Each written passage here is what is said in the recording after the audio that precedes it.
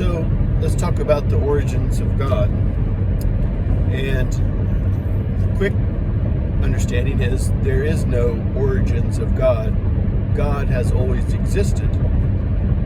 And the next thing is, well, then what is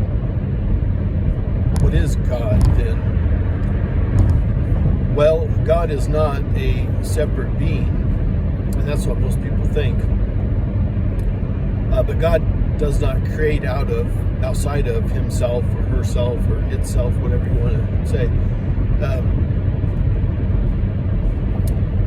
God, so I'm going to use some time expressions, which isn't correct, but you have to allow for these concessions to communicate this. So,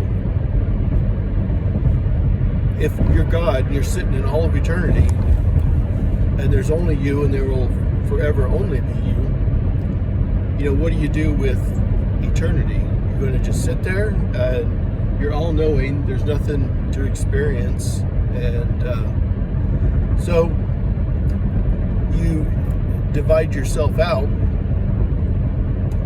and filter limitations. Give yourself dissociative identity disorder. Say, hey, wait a minute, this is crazy talk. Really? What happens every night when you dream? You step into a dream where there's other characters in your dream, and say there's a monster and it scares you, and it wakes you up or something. It's like, oh, that scared me. Why did it scare you? Because guess who was playing the role of the monster? It was you. And the other characters in your dream, at their core of existence was you. They cannot exist without you. They exist in the field of your consciousness, your consciousness.